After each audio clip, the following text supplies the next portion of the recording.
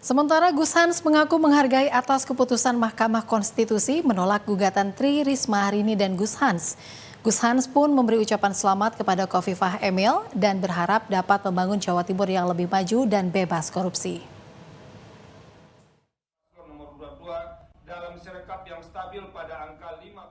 Terkait ditolaknya gugatan paslon nomor urut 3, Tri Risma hari ini, Zahrul Azhar Asumta atau Gus Hans oleh Mahkamah Konstitusi. Gus Hans mengaku menghargai keputusan MK karena ia meyakini ada banyak pertimbangan yang diambil oleh Mahkamah Konstitusi. Gus Hans menegaskan tidak akan melanjutkan proses gugatan ke Mahkamah Agung. Adanya tanggapan MK mengenai dalil yang dinilai tidak masuk akal, Gus Hans menyebut dalil yang diajukan memiliki dasar dan bukti yang jelas sehingga pihaknya berani untuk mengajukan. Gus Hans juga menilai ada wacana pelaksanaan pelantikan serentak sehingga MK menolak gugatan tersebut dan memakluminya. Meski begitu, Gus Hans bersyukur bisa melalui proses ini karena ia bersama Risma ingin memberikan pembelajaran kepada publik atas demokrasi di Jawa Timur.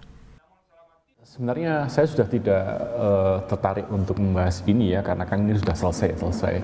Tapi karena ditanya ya saya ingin menyampaikan bahwa sebenarnya dalil-dalil yang kita sampaikan itu sudah memiliki bukti yang banyak, bahkan sampai puluhan ribu dari tim kita ya untuk menyampaikan itu semua. Kan tidak mungkin kita menyampaikan sesuatu tanpa ada dasar dan sebagainya.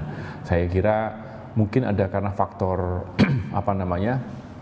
biar cepat saja ada pelantikan serentak, maka ya sudah tolak semua mungkin, sehingga hakim tidak perlu waktu untuk membaca secara detail tentang isi dari apa yang telah kita masukkan, dan kita memaklumi ya dengan waktu yang sangat mepet mereka harus bekerja untuk sekitar 300 lebih kasus, sehingga pasti tidak akan ada yang dipping di dalam proses itu, dan saya memahami itu. Dan untungnya kita kan sudah dari awal menyampaikan proses apapun yang penting ikhtiar sudah kita lakukan, takdir sudah di tangan Gusti Allah dan tidak ada masalah.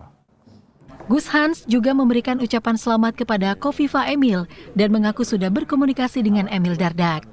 Berharap pada kepemimpinan Khofifah Emil selama 5 tahun ke depan dapat menjawab harapan masyarakat untuk menciptakan Jatim yang maju dan bebas korupsi. Selvi Wang, Agassi Lasura, JTV.